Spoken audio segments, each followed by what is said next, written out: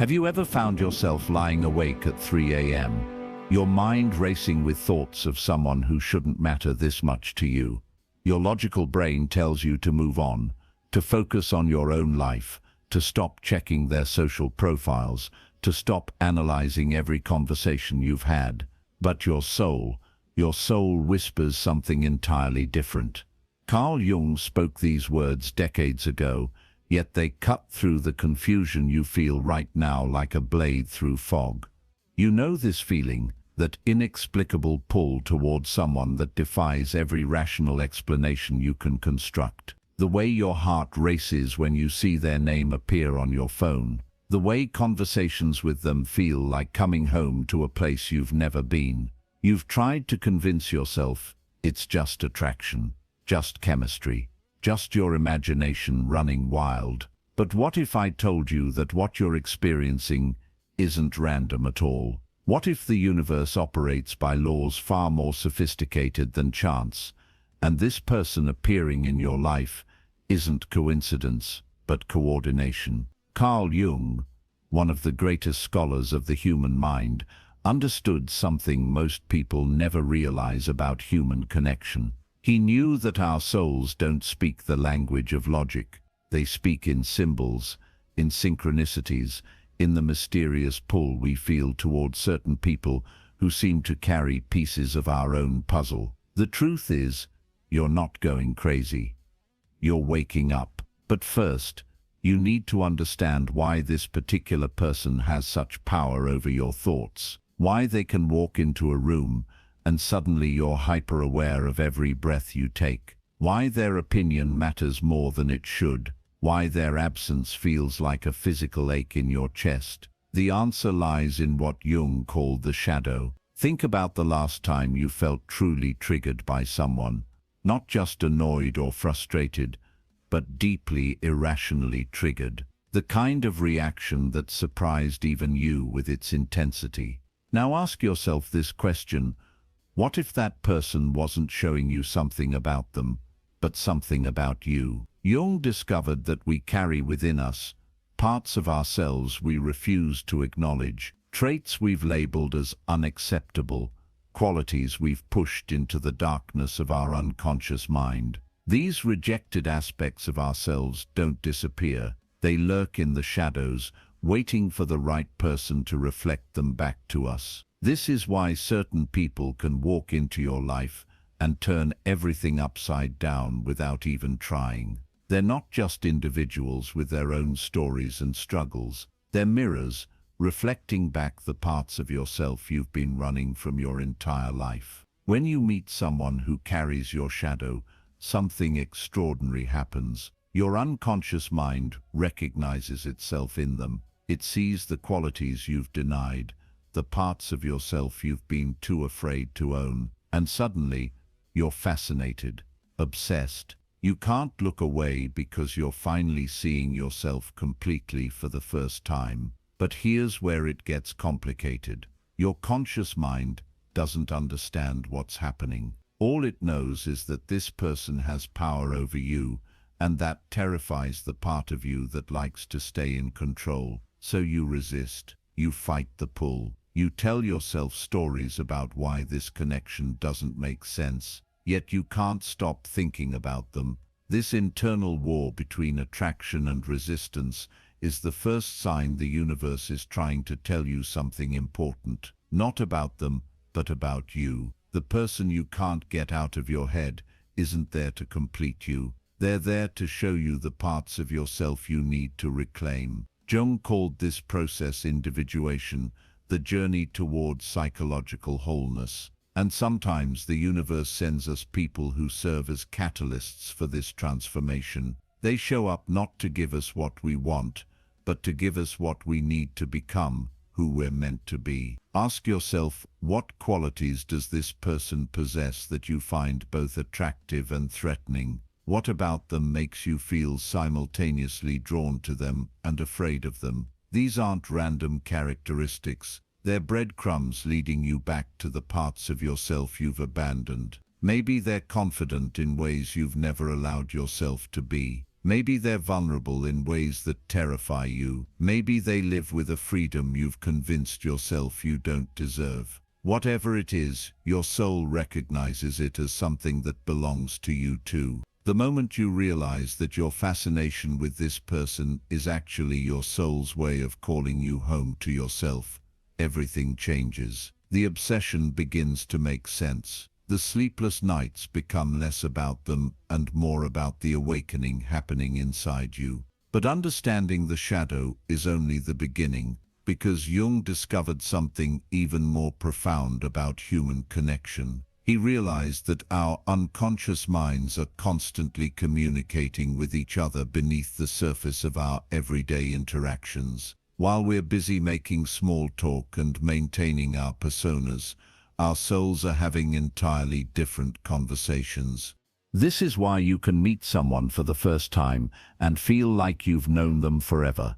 This is why certain conversations feel electric, while others feel dead. This is why some people drain your energy, while others fill you up just by being in the same room. Your unconscious mind is reading signals your conscious mind can't even detect. It's recognizing patterns, making connections, sensing possibilities that your rational brain would dismiss as impossible. And when it encounters someone who carries the potential for deep transformation, it sends up flares. Suddenly you're noticing things. The way they laugh reminds you of something you can't quite place. The way they move through the world triggers memories you thought you'd forgotten. The way they look at you makes you feel seen in ways you didn't know you needed. These aren't random observations. They're your unconscious mind trying to get your attention, trying to tell you that this person represents something significant in your journey toward wholeness. Jung understood that we don't just randomly attract people into our lives. We magnetize experiences that serve our psychological development. Every person who captures our attention is there for a reason, even if that reason isn't immediately clear to our conscious minds. The universe doesn't send us people to make our lives easier. It sends us people to make our lives more complete. And sometimes, the people who challenge us the most are the ones carrying the greatest gifts for our growth. Think about the internal weather you experience when you're around this person. Does your heart race? Do you feel more alive? Do you find yourself saying things you didn't know you were thinking? Do you feel simultaneously comfortable and on edge? This internal storm isn't a sign that something's wrong. It's a sign that something's awakening. Your soul is recognizing itself in another, and the electromagnetic field of that recognition is creating turbulence in your carefully constructed emotional landscape. But here's what most people don't understand about this process. The person triggering all these feelings isn't responsible for them. They're simply the catalyst. The feelings, the recognition, the transformation, it's all happening inside you. They're not doing something to you. They're helping you remember something about yourself. This is where Jung's concept of projection becomes crucial to understand. When we project, we take aspects of ourselves that we can't or won't acknowledge, and we place them onto other people. We see in them what we refuse to see in ourselves. So when you find yourself completely captivated by someone's confidence, ask yourself, where have you abandoned your own confidence? When you're mesmerized by their authenticity, ask yourself, where have you been performing instead of being real? When you're drawn to their freedom, ask yourself, where have you been imprisoning yourself?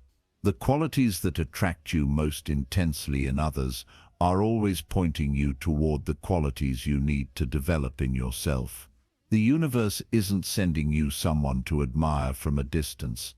It's sending you a mirror to help you see your own potential. But projection works both ways. Just as you're seeing parts of yourself in them, they're likely seeing parts of themselves in you. This creates a complex dance of recognition and resistance, attraction and fear, that can feel overwhelming if you don't understand what's happening. The moment you realize that your connection to this person is actually a sacred mirror, reflecting your own unlived life back to you, the obsession begins to transform into something else entirely. It becomes curiosity about yourself. It becomes compassion for your own journey. It becomes appreciation for the mysterious ways the universe conspires to help you grow. This doesn't mean the connection isn't real. It doesn't mean your feelings don't matter. It means they matter in ways you hadn't considered. Your attraction to this person is your soul's way of showing you the path back to your authentic self. Jung believed that the ultimate goal of human life is individuation, the process of becoming whole by integrating all aspects of ourselves, including the parts we've rejected or denied. And sometimes, the universe sends us people who serve as guides on this journey back to ourselves. They show up not to save us or complete us, but to wake us up to our own completeness. They trigger us not to hurt us, but to heal us. They challenge us not to break us, but to help us break free from the limitations we've placed on ourselves. The person you can't stop thinking about is carrying a message from your own soul. They're showing you who you could become if you had the courage to reclaim the parts of yourself you've given away. They're reflecting back your own unlived potential, your own unexpressed authenticity, your own unrealized power.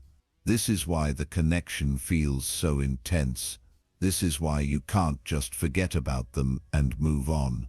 Your soul recognizes itself in them, and it's calling you home to yourself through the vehicle of this relationship. The question isn't whether the universe wants you to be with this person. The question is whether you're ready to be with yourself.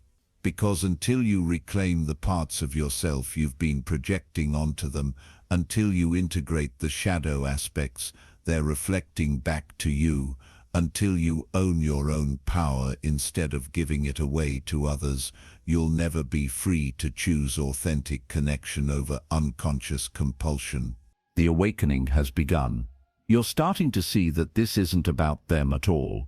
It's about you remembering who you really are beneath all the masks you've worn, all the roles you've played, all the ways you've diminished yourself to fit into spaces that were too small for your soul. This recognition is just the beginning. Because once you understand why this person has such power over your thoughts, you can begin to decode the specific messages the universe is sending you through this connection. You can start to read the signs that will guide you back to yourself. Now that you understand why this person has such power over your thoughts, you need to learn how to read the signs the universe is sending you, because once you know what to look for, you'll realize that nothing about this connection is random. The first sign is the magnetic pull that goes beyond anything you've ever experienced before. This isn't the butterflies you get from a crush or the excitement of meeting someone attractive. This is something that reaches into your chest and rearranges your entire internal landscape. You feel it in your bones, in your blood, in places you didn't even know could feel. When you're around this person, do you notice how your body responds before your mind even catches up? Your heart rate changes. Your breathing shifts. You become hyper-aware of every sensation, every sound, every subtle movement in the space between you. This isn't nervousness. This is recognition. Jung called this psychological completion. Your soul recognizes that this person carries qualities, energies, perspectives that could help you become more whole, not because you're incomplete without them, but because they're reflecting back aspects of yourself that you've forgotten how to access. Think about how you feel when you're with them versus when you're with other people. With others, you might feel entertained, comfortable, even happy. But with this person, you feel more like yourself. Not the version of yourself you present to the world, but the version that exists beneath all your carefully constructed defenses.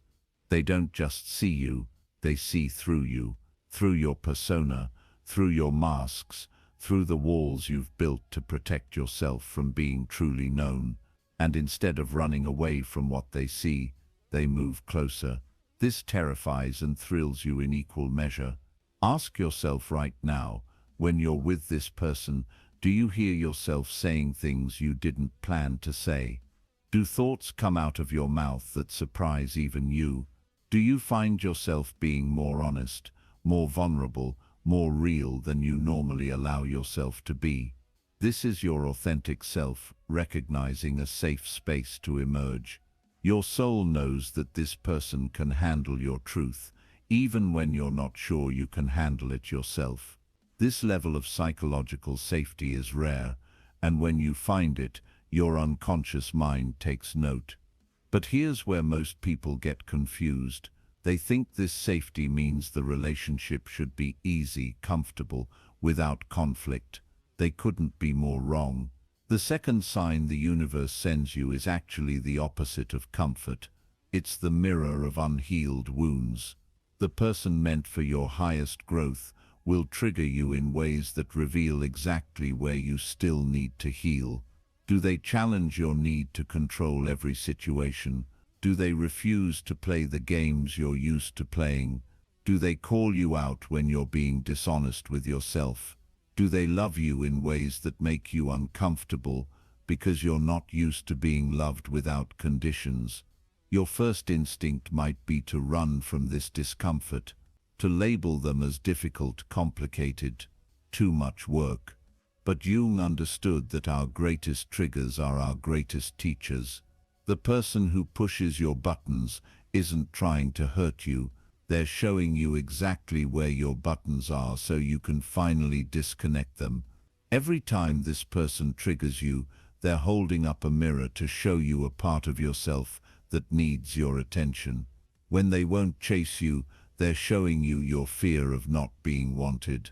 When they maintain their boundaries, they're showing you how you've abandoned your own. When they refuse to fix you, they're showing you that you never needed fixing in the first place. This is what Jung meant by projection. You're not actually upset with them, you're upset with the part of yourself that you're seeing reflected in their behavior. The part that you've judged, rejected, or tried to hide from the world.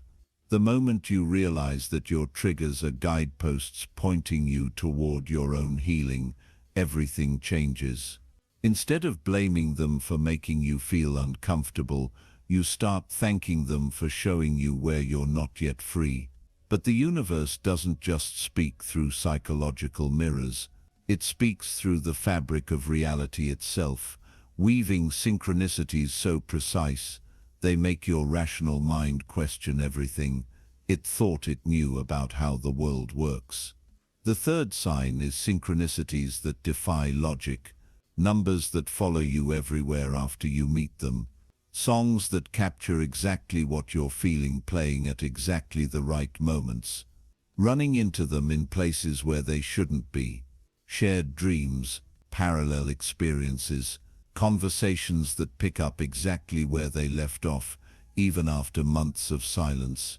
Jung called these meaningful coincidences, and he understood that they're the universe's way of confirming that you're paying attention to the right things. When synchronicities start clustering around someone, it's not because the universe is playing games with you. It's because your unconscious mind is finally awake enough to notice the patterns that were always there. Have you noticed how often you see their name everywhere after you meet them? How songs on the radio seem to be speaking directly to your situation? How you keep running into mutual friends or finding connections you never knew existed? How you think of them right before they text you? Your rational mind will try to dismiss these as coincidence, but your soul knows better.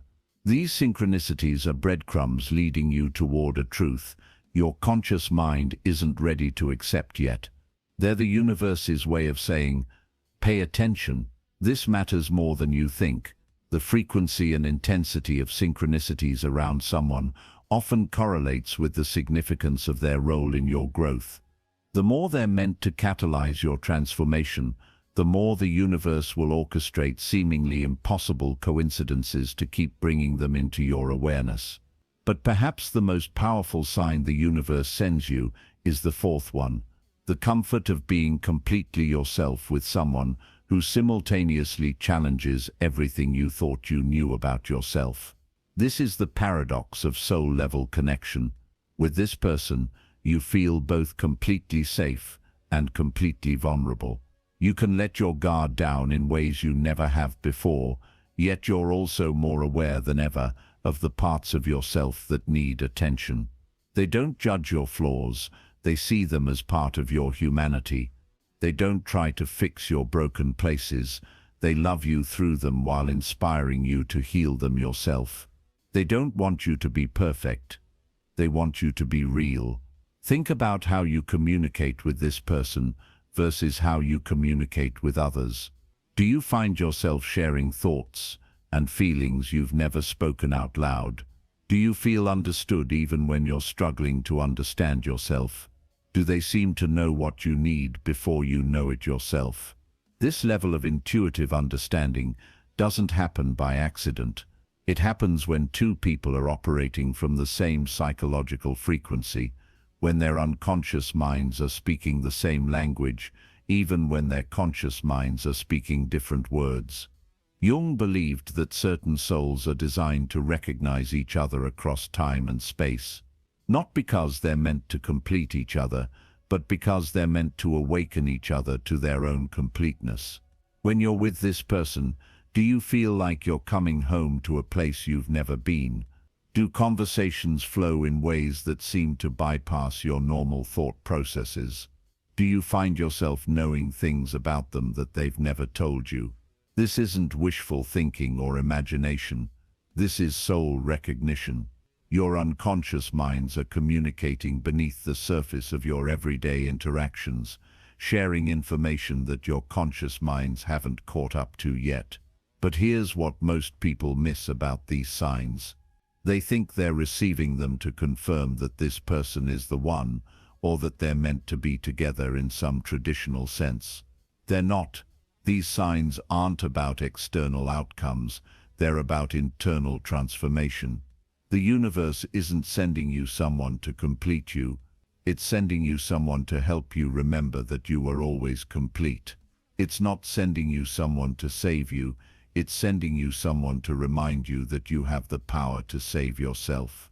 Every sign you've been receiving is pointing you toward the same truth. This person is a catalyst for your own awakening. They're here to help you reclaim the parts of yourself you've given away, to heal the wounds you've been carrying, to remember the truth of who you are beneath all the stories you've told yourself about who you should be. The magnetic pull you feel isn't about possession, it's about recognition. The triggers they activate aren't about conflict, they're about healing. The synchronicities surrounding them aren't about fate, they're about awareness. The comfort you feel with them isn't about dependency, it's about authenticity. But understanding these signs is only half the equation. Because once you recognize what the universe is telling you through this connection, you have to decide what you're going to do with that information. This is where most people get stuck. They recognize the signs, they understand the meaning, but they're still waiting for the other person to take action. They're still giving their power away to external circumstances instead of claiming the transformation that's being offered to them right now. The truth is, the universe isn't waiting for this person to choose you, it's waiting for you to choose yourself. It's not waiting for them to love you, it's waiting for you to love yourself enough to become the person you're meant to be. Every sign you've been receiving is an invitation to step into your own power, to stop projecting your wholeness onto someone else and start claiming it for yourself. To stop looking for completion outside yourself and start finding it within. This doesn't mean the connection isn't real or important. It means it's more real and more important than you thought. Because real love, soul-level love, isn't about finding someone to complete you. It's about finding someone who inspires you to complete yourself. The signs have been leading you here all along, to this moment of recognition, to this choice between unconscious compulsion and conscious creation, to this opportunity to transform your relationship with yourself, and through that transformation, your relationship with everyone else. The person you can't stop thinking about isn't your missing piece. They're your mirror, reflecting back the truth of who you could become if you had the courage to reclaim your own power. They're showing you that you don't need to be saved or completed or chosen by anyone else, because you already contain everything you've been looking for. The universe has been speaking to you through this connection, but the message isn't what you thought it was. It's not telling you that you need this person in your life. It's telling you that you need yourself in your life. It's not confirming that they're meant for you. It's confirming that you're meant for yourself. The signs you've been receiving aren't about them at all. They're about you, about your journey back to wholeness, about your awakening to your own power, about your recognition that you've been looking for love in all the wrong places when it was right there inside you all along. This realization changes everything, because once you understand that the universe has been using this connection to guide you back to yourself, you can stop waiting for external validation and start creating the life you actually want. You can stop being a victim of your feelings and start being their conscious creator. But this transformation requires you to let go of the story you've been telling yourself about what this connection means. It requires you to release your attachment to specific outcomes and embrace the possibility that the universe has something even better in mind for you than what you think you want. The moment you stop waiting for external validation and start creating the life you actually want, everything shifts. But before you can fully step into this transformation, you need to understand what this connection was really about. Because the truth behind soul connections will shatter every romantic notion you've ever held about love and replace it with something infinitely more powerful. What if I told you that your obsession with this person was never about having them? What if every sleepless night, every racing heartbeat, every moment of longing was actually your soul's way of calling you back to yourself? What if the universe wasn't trying to bring you together with them, but trying to bring you together with the parts of yourself you'd forgotten existed? Jung understood that the deepest connections we form aren't romantic contracts. They're soul contracts. Agreements made at levels of consciousness we can barely comprehend, designed to catalyze our growth in ways that comfortable relationships never could. This person didn't show up in your life to be your partner. They showed up to be your teacher. Not the kind of teacher who lectures you from a podium, but the kind who triggers every unhealed wound you carry so you can finally address them. The kind who reflects back every limitation you've placed on yourself so you can finally transcend them. Think about what this connection has already taught you about yourself. Have you discovered strengths you didn't know you possessed? Have you confronted fears you'd been avoiding your whole life? Have you felt emotions with an intensity that surprised you? Have you questioned beliefs about yourself that you'd never examined before? This isn't coincidence. This is curriculum. Your soul chose this experience, not because it would be easy, but because it would be transformative. And transformation, real transformation, is rarely comfortable. But here's where most people get trapped. They recognize the growth. They acknowledge the lessons, but they still believe the ultimate goal is winning the person's love. They think if they just heal enough, change enough, become enough, then they'll finally get what they want. This is the fundamental misunderstanding that keeps people stuck in cycles of obsession and disappointment, because what you want and what you need are often completely different things, and the universe is always more interested in what you need. You think you need this person to choose you, but what you actually need is to choose yourself. You think you need them to love you, but what you actually need is to love yourself enough to stop abandoning your own needs for someone else's attention. You think you need them to see your worth, but what you actually need is to see your own worth so clearly that their opinion becomes irrelevant. The liberation begins the moment you realize that your happiness was never dependent on their response to you. Your worth was never determined by their level of interest. Your completeness was never contingent on their presence in your life.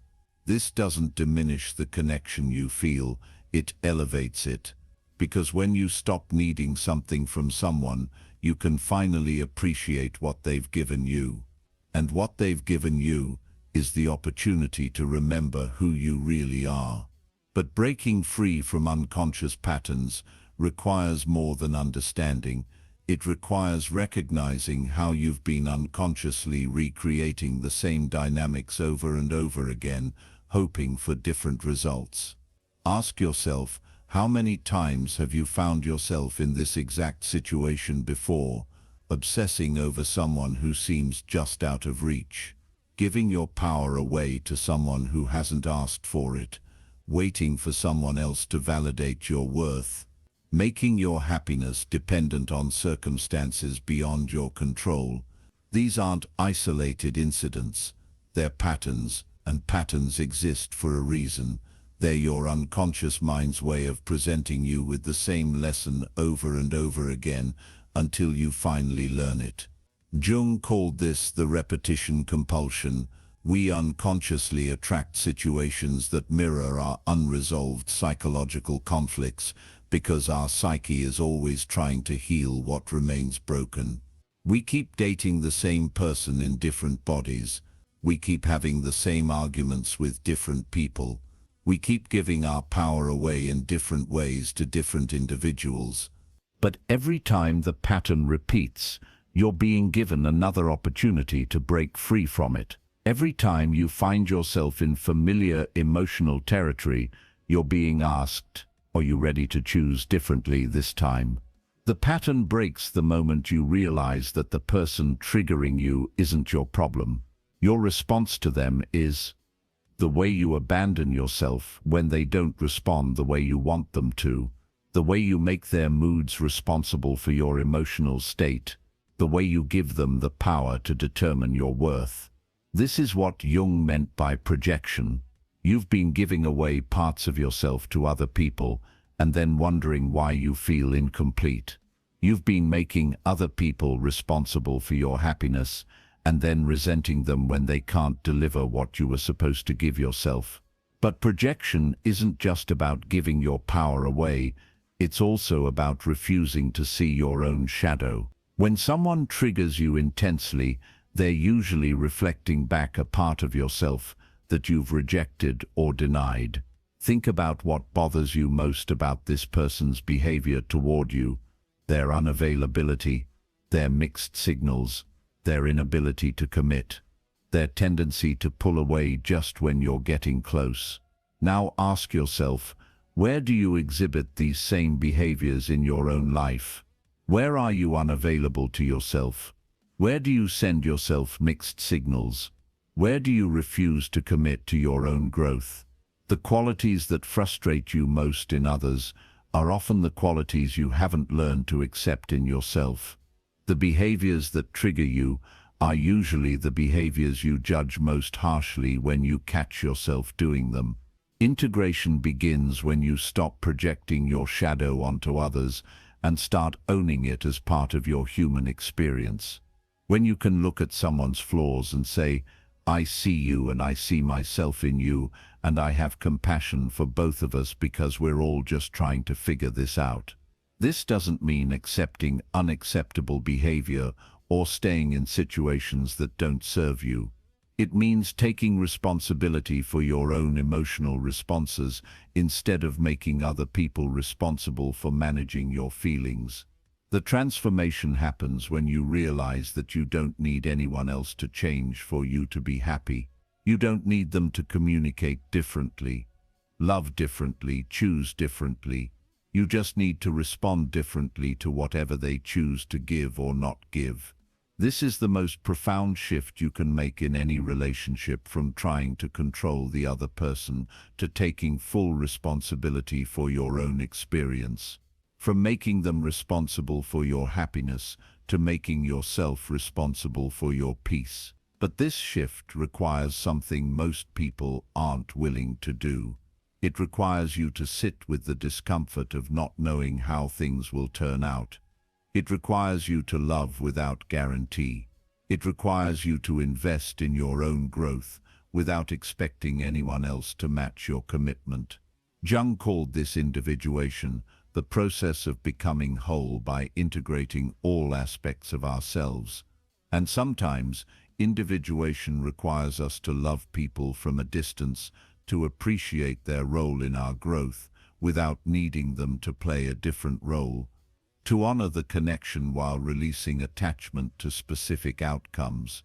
This is where real freedom lives, not in getting what you want, but in wanting what you have, not in controlling other people's responses, but in controlling your own, not in being chosen by someone else, but in choosing yourself so completely that no one else's opinion can shake your foundation. The person you've been obsessing over has already given you the greatest gift anyone can give another human being. They've shown you where you're not yet free. They've revealed the places where you still abandon yourself for someone else's approval. They've highlighted the areas where you still believe your worth is negotiable. This awareness is the beginning of your liberation, because you can't heal what you can't see, and you can't change what you don't acknowledge. This person has held up a mirror and shown you exactly what needs your attention in your own life. But awareness without action is just intellectual entertainment. Real transformation requires you to take what you've learned about yourself and use it to create the life you actually want, instead of waiting for someone else to create it for you. Ask yourself right now, if you knew for certain that this person would never be available to you in the way you want them to be, what would you do with your life? Where would you invest your energy? What dreams would you pursue? What parts of yourself would you develop? Now ask yourself, what's stopping you from doing those things right now?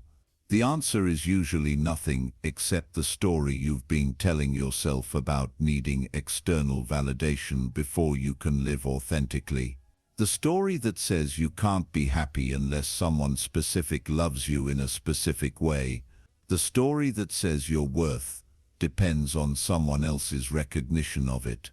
These stories aren't true, they're just habits of thought you've practiced for so long they feel like facts. But thoughts are just thoughts, and you have the power to choose different ones. The transformation begins when you redirect all the energy you've been spending thinking about this person toward thinking about yourself.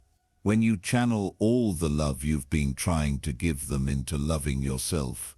When you use all the insight you've gained about them to gain insight about yourself.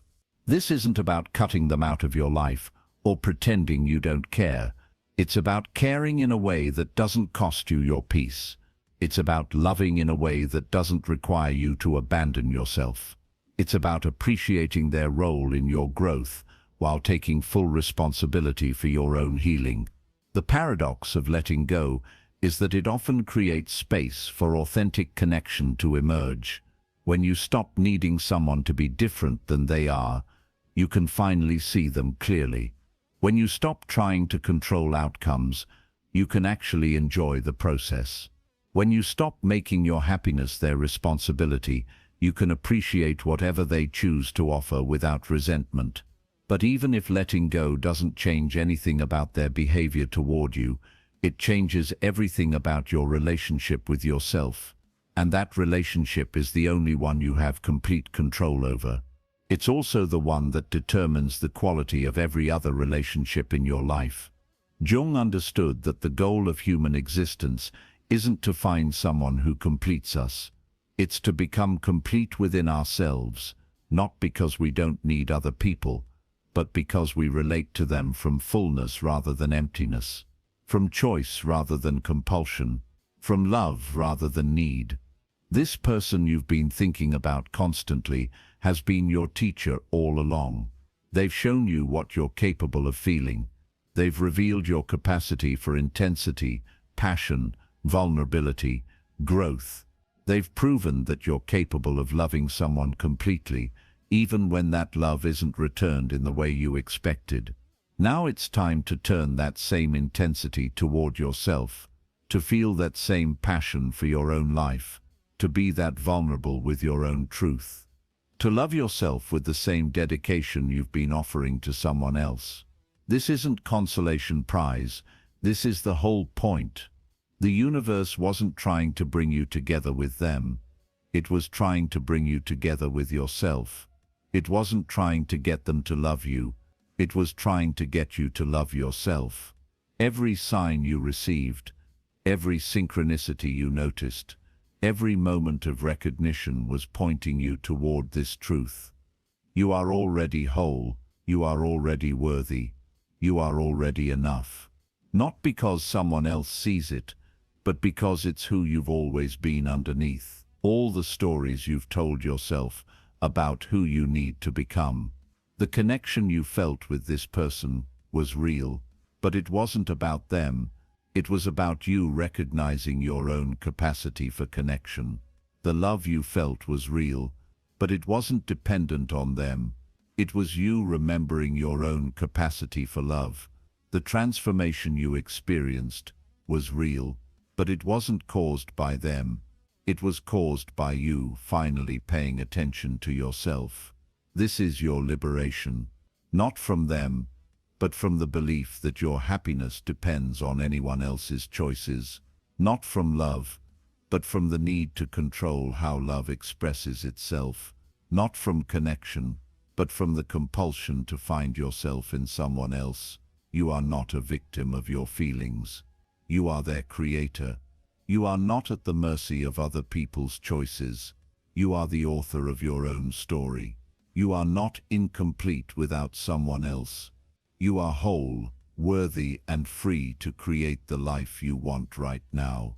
The universe has been trying to tell you this all along. Through every connection, every heartbreak, every moment of longing, you are enough. You have always been enough. And the moment you truly believe this, everything changes. Set yourself free by understanding that the universe wasn't sending you someone to complete you. It was sending you experiences to help you remember you were always complete.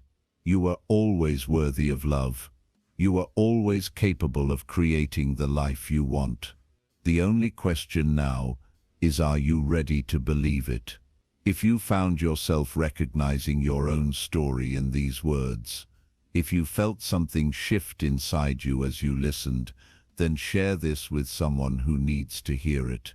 Leave a comment about which part resonated most with you, and subscribe if you're ready to continue this work of remembering who you really are. Because this conversation, this recognition, this moment of awakening, this is just the beginning of your return to yourself.